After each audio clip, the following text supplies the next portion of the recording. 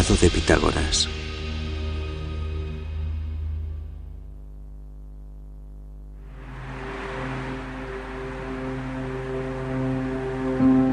En mitad del maravilloso mar Mediterráneo se encuentra Samos, una pequeña y pintoresca isla salpicada de estructuras misteriosas. El macizo de Ámpelos alcanza los 266 metros de altura sobre el nivel del mar. Escondido entre estas montañas un túnel clandestino, cavado hace 2500 años por un pueblo ancestral. Este túnel, que tiene una longitud de 1036 metros, fue tallado de la dura piedra caliza. A pesar de que fue perforado cuando la tecnología tuneladora era inexistente, se creó como una línea recta casi perfecta. El primer túnel de la historia de estas características. Yo lo considero una proeza extraordinaria porque no tenían instrumentos topográficos, no tenían perforadoras, así que todo esto fue cincelado a mano. Y si vamos al túnel y miramos dentro, podemos darnos cuenta de lo realmente asombrosa que es esta obra de ingeniería. ¿Cómo es posible que una gente de hace 2 milenios supiese hacer un túnel lineal excavando un agujero en dos extremos opuestos de una montaña? Esta es la historia secreta del triángulo rectángulo, contada por un recóndito túnel griego de tiempos antiguos. Los triángulos de Samos.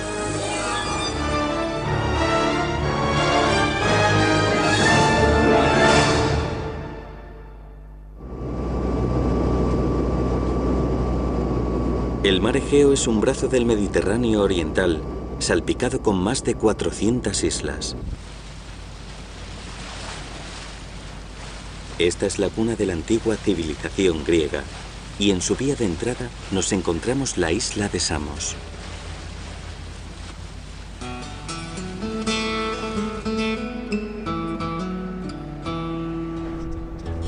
Samos es en la actualidad uno de los lugares preferidos por los griegos para pasar el verano, una isla afamada por su abundante y delicioso pescado.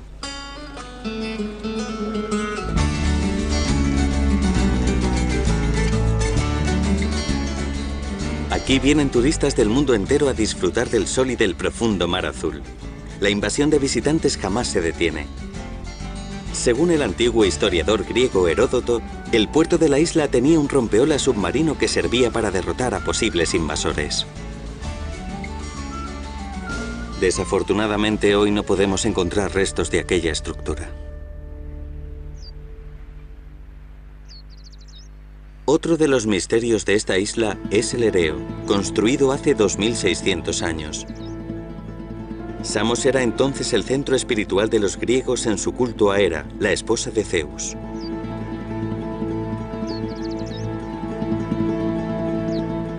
Fue el tirano Polícrates el que construyó esta gigantesca estructura en Samos. Polícrates el tirano, conocido tanto por su astucia como por su crueldad, consolidó su poder a través de un golpe de estado. Se dice que el famoso matemático Pitágoras abandonó la isla porque no podía soportar el brutal gobierno de Polícrates. Y sin embargo, la huella de Polícrates en la historia va más allá de su crueldad. Fue también un gran defensor de la ciencia y la cultura. Esto es evidente gracias a estructuras como el Ereo o el túnel de Eupalinos.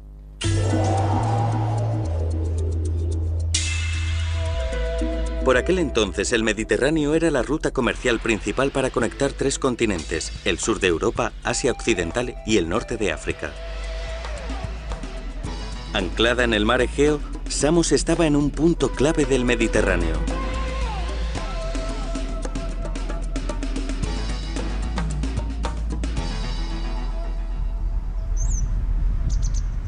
Sus altas montañas convertían a la isla en algo así como una fortaleza natural.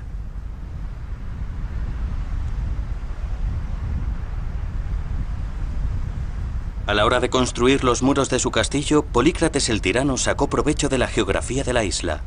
En Samos, aquí y allá, se pueden ver los rastros de estas estructuras. El muro del castillo y la atalaya miran hacia el mar. Desde este castillo, Polícrates llegó a alcanzar la supremacía marítima sobre el mar Egeo.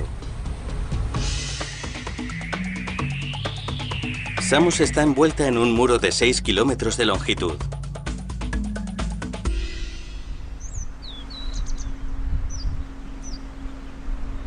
Aquí se pueden encontrar 3 de las maravillas que descubrió el antiguo historiador Heródoto.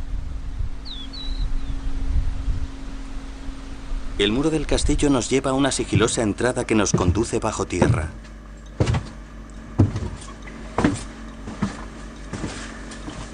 Una vez que entramos al estrecho pasadizo nos encontramos el túnel de Eupalinos, construido hace 2500 años por la gente de Samos.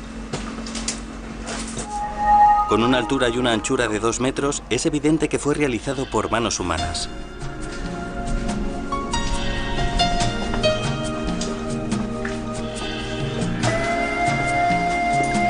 En la base de este túnel, un cauce subterráneo de agua.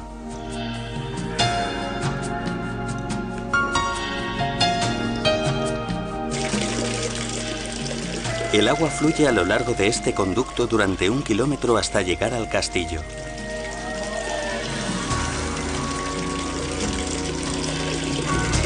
¿Con qué intención pretendían llevar agua al castillo utilizando este canal artificial? La ciudad de Samos estaba situada justo en la costa. Cada vez tenía más habitantes y por lo tanto cada vez necesitaban más agua. En las montañas del norte había agua de sobra. Así que la cuestión era cómo llevar esa agua a la ciudad.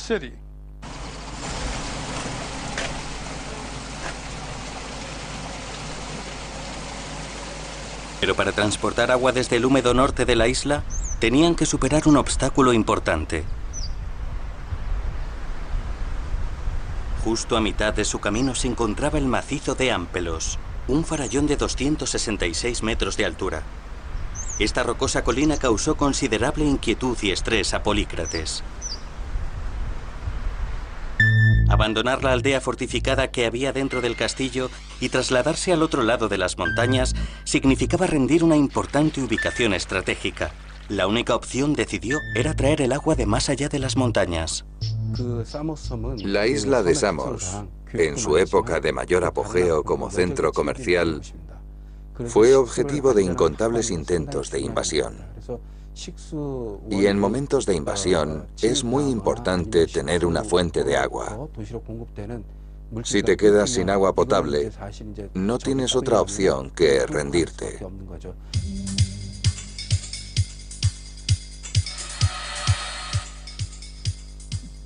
Finalmente, Polícrates decidió perforar un túnel debajo de las formidables montañas.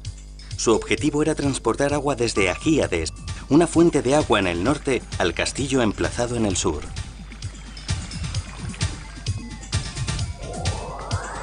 El túnel acabaría teniendo una longitud de 1036 metros.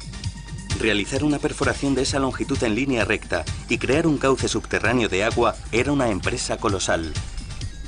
La construcción comenzó conectando los lados sur y norte del macizo de Ampelos.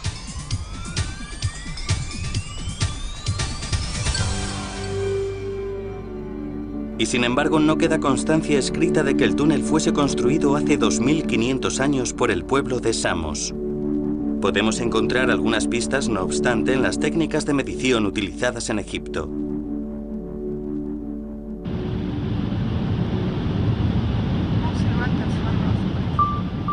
Desde Samos, el viaje en dirección sur a Egipto, la antigua cuna de la civilización, no es difícil de realizar.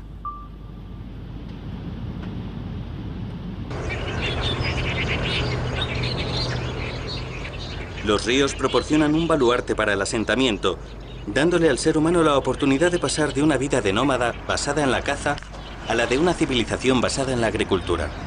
El río Nilo atraviesa uno de los desiertos más grandes del mundo, infundiendo vida a la civilización en la que se convertiría Egipto. Entonces y ahora, la vida de los egipcios dependía en gran medida del Nilo. La riada anual del río Nilo traía sedimentos de la cuenca alta del río, arrastrándolos río abajo hasta transportar tierra fértil a esta tierra baldía y convertirla en un centro agrícola.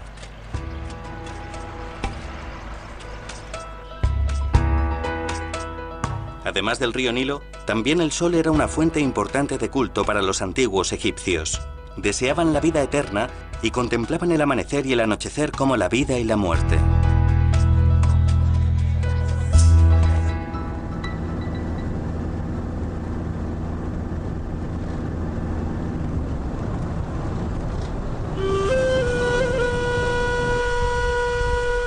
En las orillas del Alto Nilo, Luxor, parte de Tebas, la capital del antiguo Egipto. En árabe la palabra Luxor significa muchos castillos. Luxor hace 3.500 años era una gigantesca megalópolis, según se dice, hogar de 10 millones de personas. Esta era una tierra para los dioses creada por personas. Los escritos y relieves encontrados en la zona representan los deseos más preciados del pueblo egipcio.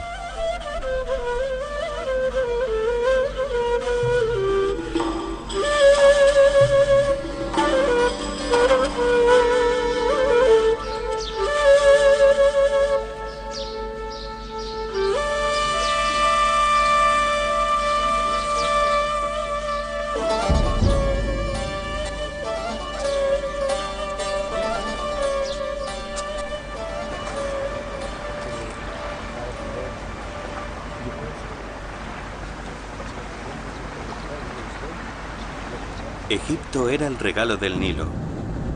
Con el Nilo en el centro de su mundo, el este, donde se alzaba el sol, era el lugar de los dioses y los vivos, mientras que el oeste, donde se ocultaba el sol, al otro lado del río, era el lugar de los muertos.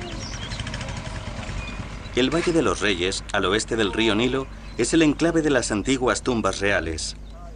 Detrás del lugar de descanso de los faraones y sus familias, los arqueólogos han descubierto las tumbas de 146 miembros de la nobleza egipcia. Entre las más famosas de estas nobles tumbas, la de Mena, el artesano que se encargó de las tierras de cultivo del rey.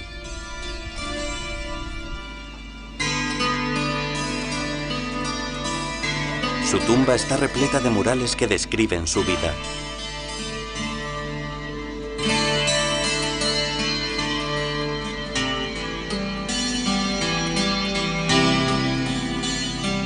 Según los observamos, podemos ver que tenía esposa, 2 hijos y 4 hijas.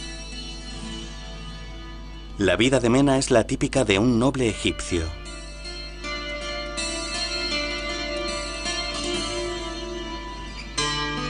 El centro de la tumba ofrece una visión panorámica de sus momentos de felicidad junto a su familia.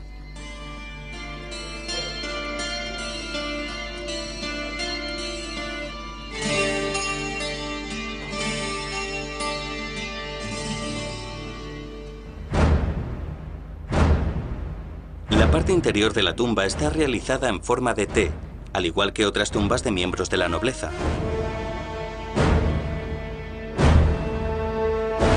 Como aristócrata egipcio, la vida de Mena era una de abundancia. El mural que retrata a gente pescando en el río Nilo, en un barco hecho de papiro, parece animado y lleno de vida. La obra llega incluso a describir detalladamente la forma en la que Mena se encomendó a Osiris después de su muerte.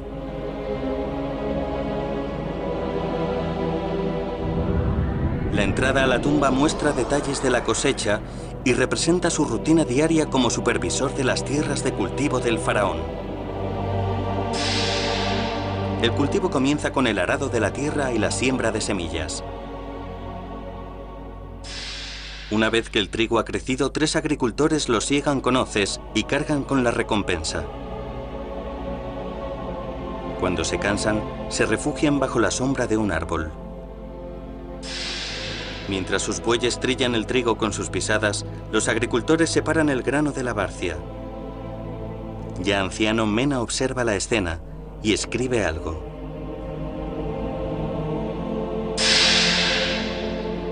La parte superior incluye una imagen de unos hombres siendo castigados. Basándonos en las historias encontradas en estos murales, podrían ser personas que no pagaron sus tributos o tal vez mintieron sobre el rendimiento de su cosecha.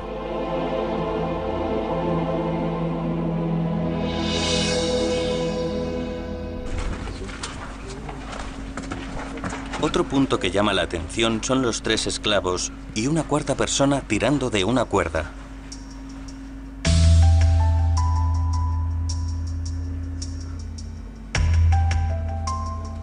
A esa persona en egipcio se le llamaba epanodopta, que significa una persona tirando de una cuerda. En otras palabras, un agrimensor.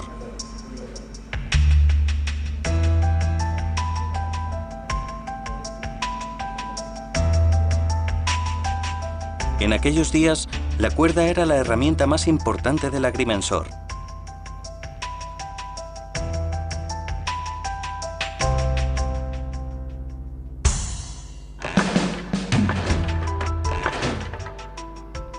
Para poder medir las dimensiones de la Tierra con precisión, los egipcios desarrollaron los fundamentos de la geometría. Llevando su recién descubierta geometría aún más allá, comenzaron a observar el cielo y empezaron a medir el tiempo y elaboraron calendarios. Aplicaron tributos basados en la cantidad de grano que se esperaba recoger de granjas, del tamaño que determinaban a través de la geometría. El origen de la palabra medición puede ser la etimología de la geometría. Geo en griego significa tierra y metría viene de medida. Incluso si nos vamos tan lejos como al Asia Oriental, geo en chino se pronuncia kia, mientras kiaak en coreano significa el estudio de la tierra. En otras palabras, la medición de la tierra quedó expresada como geometría. La cuerda pudo haber sido el más básico de los instrumentos para medir longitud. Y la cuerda evolucionó hacia las reglas y los compases. Mesopotamia está considerada otra de las cunas de la civilización. Es aquí, en el sur de Irak, donde podemos encontrar rastros de antiguas matemáticas. Mesopotamia quiere decir literalmente la tierra entre dos ríos. Era el emplazamiento entre los ríos Tigris y Éufrates de una antigua civilización. A 180 kilómetros de la capital iraquí de Bagdad, en dirección sur, está Nippur, un importante centro religioso de la antigua Mesopotamia. Cuando se descubrieron estas reliquias, tuvimos la oportunidad de acercarnos un poco más a la civilización mesopotámica. Aquí se hallaron más de 50.000 tablillas de arcilla. El papiro, usado frecuentemente en Egipto, no duraba mucho, pero las tablillas de arcilla sí poseían una mayor durabilidad, por lo que se convirtieron en fuente principal de conocimiento sobre religión, ciencia, leyes y otros aspectos de la antigua civilización.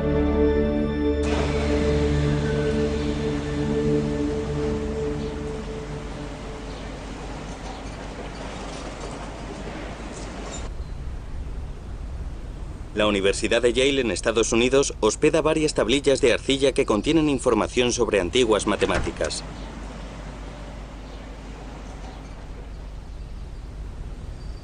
Una de ellas es una placa etiquetada IBC 7289.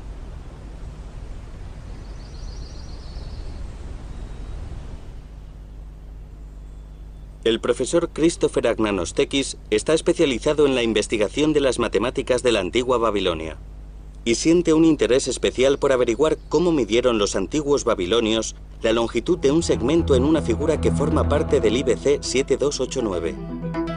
Esta tablilla de arcilla fue utilizada por los babilonios como cuaderno de matemáticas hace 3700 años. Representa la longitud exacta de una línea diagonal a través de un cuadrado con una longitud de lado de 1. ¿Cuál era el propósito de esta información? Yo creo que formaba parte de la educación general. Al igual que hoy en día, se supone que debes saber algo de matemáticas. Pero no todo el mundo tenía que aprenderse esto. Eran básicamente los escribas, la gente que escribía cosas, que llevaba contabilidades y gente implicada en el comercio.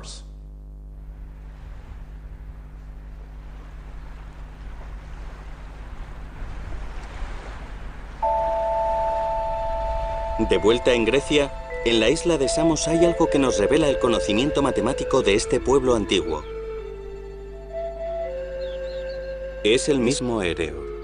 La UNESCO reconoció las ruinas de esta amplia estructura de hace 2600 años como patrimonio de la humanidad. Para llegar a construir un monumento tan gigantesco como este, los antiguos habitantes de la isla de Samos necesitaron tanto técnicas de medición como conocimiento matemático.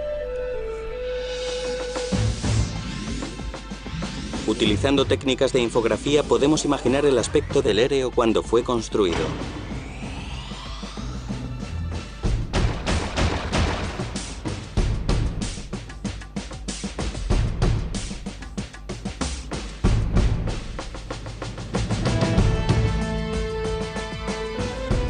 La forma tan segura en la que construyeron una estructura tan enorme como esta, utilizando únicamente columnas y vigas transversales, es un misterio.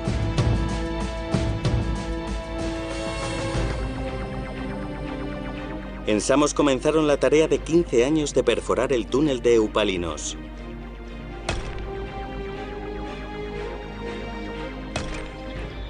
Era una época muy anterior a la invención de los equipos tuneladores. El esfuerzo entero dependía de cinceles y manos humanas. Se dibujaron los planos. La idea era comenzar en ambos lados de la montaña. El problema era cómo encontrarse en un mismo punto, a mitad del túnel.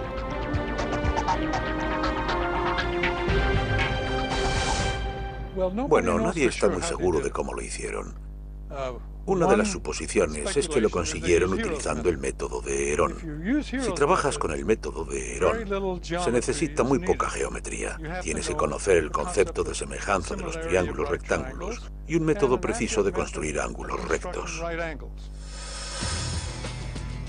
Para crear un túnel comenzando en ambos extremos, utilizaron el concepto de semejanza de triángulos rectángulos. ¿Qué sabía este pueblo antiguo sobre los triángulos rectángulos? Triángulos con un ángulo de 90 grados. El conocimiento humano se extiende a través de la palabra escrita y así se traslada a generaciones posteriores. El papel que lleva la palabra escrita viaja a través del tiempo y su pasajero es el conocimiento. Existe de hecho una pequeña parte de un papiro que milagrosamente ha viajado a través del tiempo. En 1858, Henry Rind, un coleccionista de antigüedades, compró un rollo de papiro en Tebas, Egipto.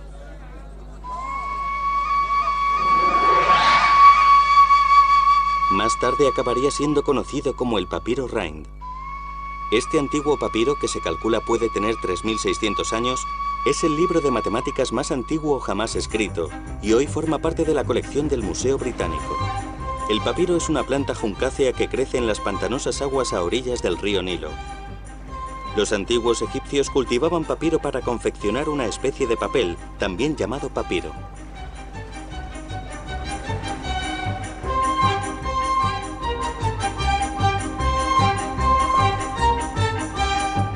Para fabricar esta forma temprana de papel, los egipcios recogían los tallos de papiro, los deshilachaban y los deshacían.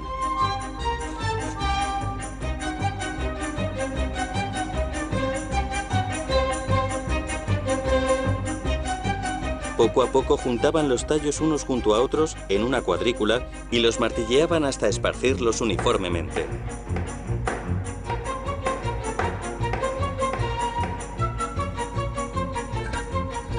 Los colocaban en marcos como este para después dejarlos debajo de grandes piedras donde se secaban. Una vez seco y aplanado, el papiro estaba por fin preparado para escribir en él.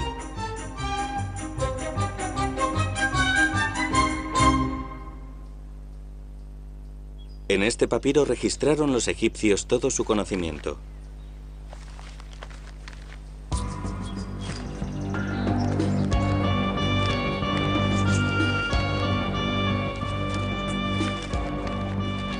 El papiro Rind está escrito utilizando una escritura hierática determinada por la tradición religiosa y no por los más comúnmente conocidos caracteres jeroglíficos. El escrito comienza diciendo: esto está copiado de un libro de matemáticas escrito hace 2 siglos por el escriba Ames. El papiro contiene 87 problemas matemáticos y sus respuestas.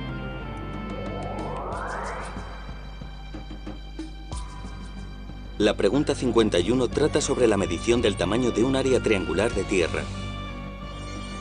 Para medir el tamaño de un triángulo isósceles, el documento indica que primero hay que dividirlo en 2 triángulos rectángulos. Posteriormente se desplaza uno de los triángulos rectángulos resultantes hasta crear un rectángulo. Hace 3.800 años ya había gente que sabía esto. Se puede medir el área de cualquier triángulo dividiéndolo en dos triángulos rectángulos. Un triángulo rectángulo te ofrece casi toda la información que puedas necesitar sobre triángulos. ¿Qué motivaba a este pueblo antiguo a entender los triángulos? ¿Qué planeaban hacer?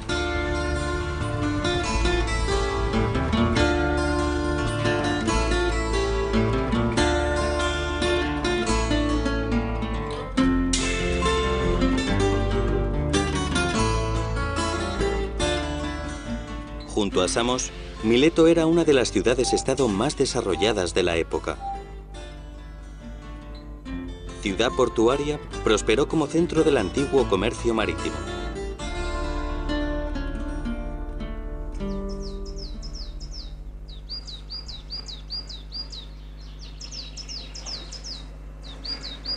Pero este antiguo y floreciente puerto ha dejado de ser una ciudad portuaria. El sedimento del río Menderes fluyendo hacia el mar Egeo fue cubriendo gradualmente el suelo del fondo marino situado junto al puerto, convirtiéndolo en totalmente inservible. Sin su puerto, Mileto ha dejado de ser la antigua gran ciudad que llegó a ser.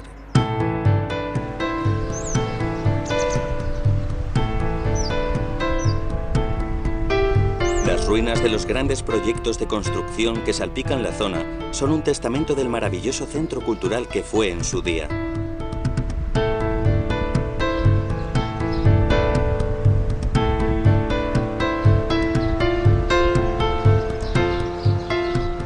Como centro de comercio del mar Egeo, Mileto disfrutó de riqueza y prosperidad.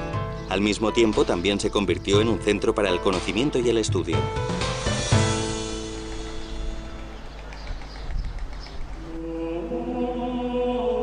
Tales, un erudito, a menudo considerado el padre de la filosofía, nació en Mileto.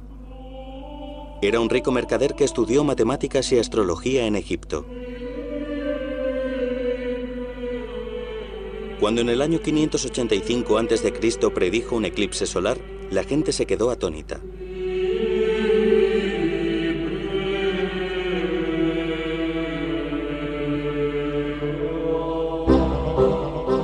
Creía que el mundo se originó del agua. Entre sus logros, el ser considerado el primer matemático griego. Demostró además que un triángulo isósceles tiene los mismos ángulos básicos, mientras exponía que dos triángulos son congruentes cuando uno de sus lados comparte la misma longitud, y los ángulos al final de ese lado tienen la misma medida. Su conocimiento matemático no estaba solo en su cabeza. Tales sabía que si uno utiliza las propiedades de los triángulos, es posible medir altura y longitud de manera sencilla en el mundo real. Y dedicó especial atención al ángulo recto. La similitud entre triángulos rectángulos fue explotada por Tales de Mileto, que vivía en Asia Menor, justo enfrente de la isla de Samos. Fue capaz de averiguar la altura de una columna midiendo la longitud de la sombra que proyectaba sobre el suelo y comparándola con la sombra del bastón que llevaba en ese mismo momento. Aprendió matemáticas y ciencia en Egipto y comenzó a interesarse por la altura de las enormes pirámides. ¿Cómo podría medir la altura de estas pirámides?, se preguntaba. Los egipcios de aquella época habían construido las pirámides, pero no sabían que se podía medir su altura utilizando un triángulo en vez de directamente medirlas físicamente.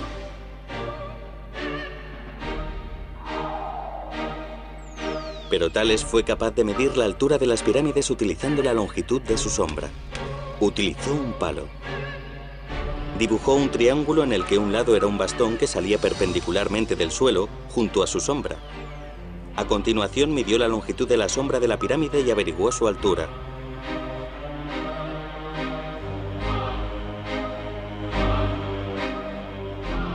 De esta forma utilizó los principios de los triángulos rectángulos para una aplicación práctica. Muchos en aquella época comenzaron a sentir auténtico interés por los triángulos. La pregunta número 56 del papiro Rhind, el libro de matemáticas más antiguo de la historia, tiene que ver con las pirámides. La pregunta trata sobre un triángulo. con sus lados formados por una base cuadrada y la altura de una pirámide. Si transformamos la escritura cursiva en jeroglífica, se leería así.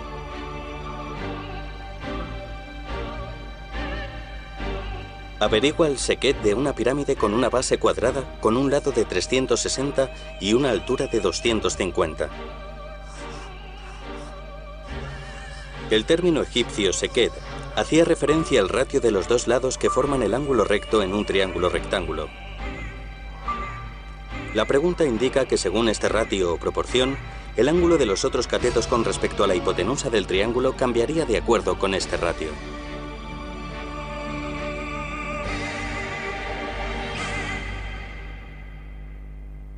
Bueno, las bases de las pirámides egipcias son cuadrados, así que ahí se utilizan ángulos rectos. Y evidentemente las caras son triangulares. Así que los triángulos juegan un papel fundamental en la construcción de las pirámides.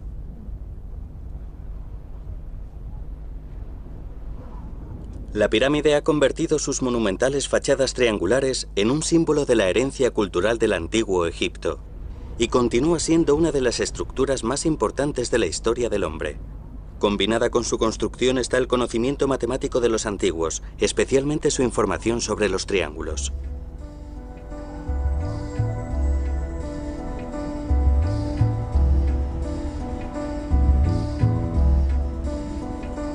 En cierto modo, el conocimiento del triángulo se convirtió en la matemática que forjó la civilización. Y también en la sabiduría de la vida diaria, tan suficientemente importante y suficientemente esencial, que se ha mantenido con el paso de los siglos.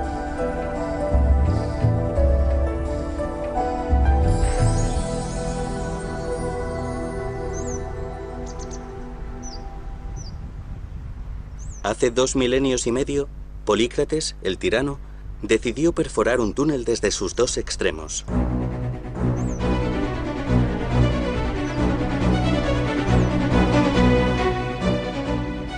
No existen datos que indiquen cómo decidieron su dirección o su altura, desde cualquiera de los lados. Y sin embargo era una línea casi perfectamente recta, una increíble proeza de ingeniería. Entonces, ¿cómo lo hicieron posible?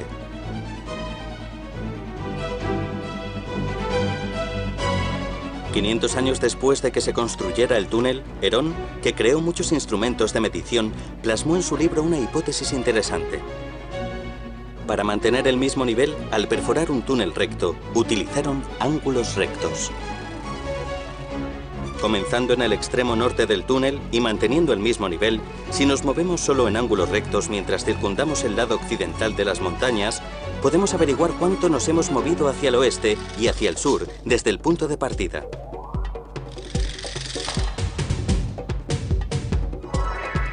Utilizando este método, uno puede dibujar un delgado triángulo rectángulo. La hipotenusa se convierte en la dirección y localización del túnel. Se pueden dibujar dos triángulos similares más pequeños que compartan la misma hipotenusa con el triángulo mayor, situado en las entradas norte y sur, lo que quiere decir que la dirección ha quedado finalmente establecida. Los trabajadores del túnel tomaban como referencia las marcas de los triángulos y luego horadaban en línea recta. Existen dos problemas a la hora de perforar este túnel. Uno es asegurarse de que las dos entradas estén exactamente a la misma altura. Ese es un problema. Una vez que has establecido estas entradas, el segundo problema es encontrar la dirección en la que debes perforar. Así que tenemos dos problemas independientes.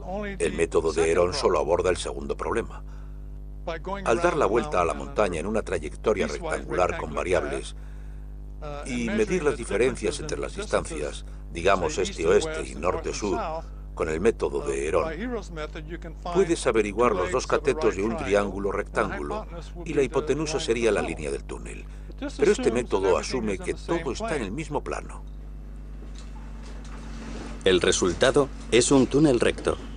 Podemos comprobar la meticulosidad matemática de la gente de Samos en su arquitectura.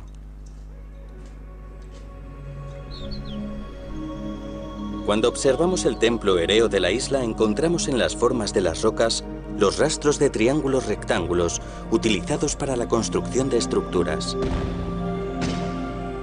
El Ereo era 4 veces mayor que el Partenón. El secreto reside en las habilidades matemáticas de la gente de Samos y su destreza para dar forma a las rocas.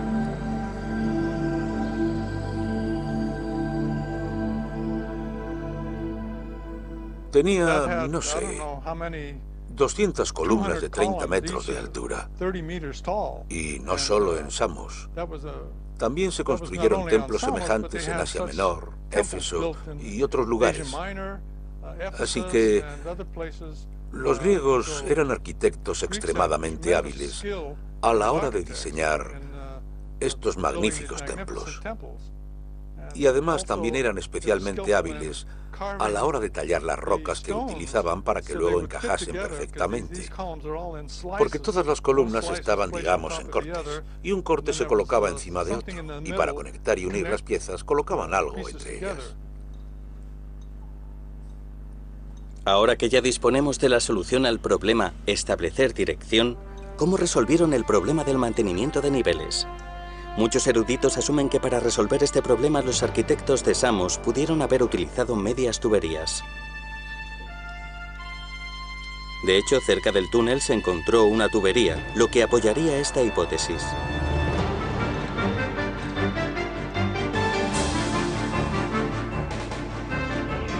El túnel era un cauce subterráneo de agua. Mantener un nivel de profundidad consistente para asegurarse de que el agua llegaba a la fortificación sur era muy importante. La gente de Samos tuvo que haber instalado conductos alrededor de la montaña y observar cómo fluía el agua hasta verificar que los dos lados estaban al nivel correcto.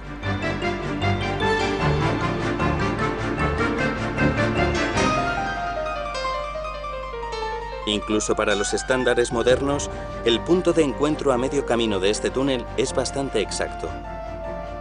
Pero antes de encontrarse en la mitad, la gente que estaba cavando desde el norte realizó un giro a la izquierda. ¿Cuál fue la razón de este cambio direccional?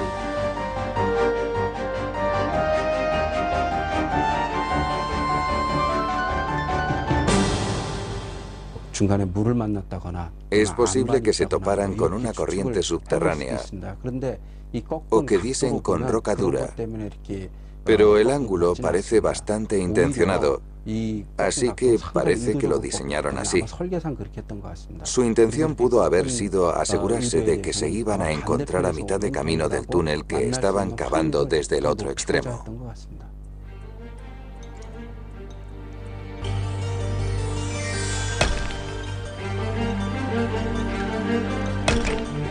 «15 años después de comenzar el túnel, los trabajadores por fin pudieron oír los martillos y cinceles del extremo opuesto.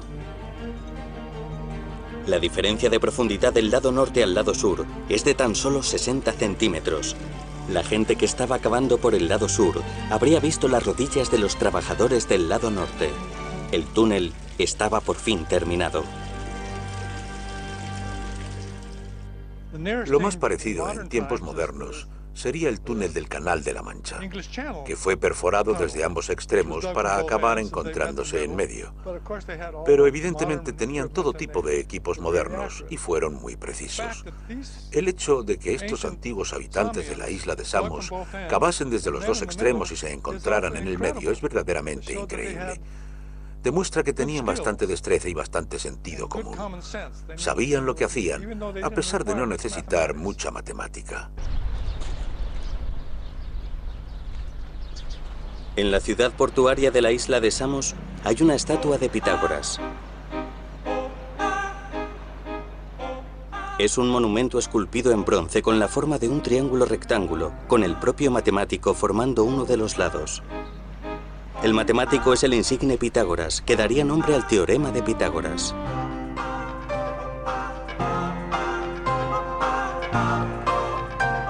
La gente antigua encontraba ley y orden en las características del triángulo.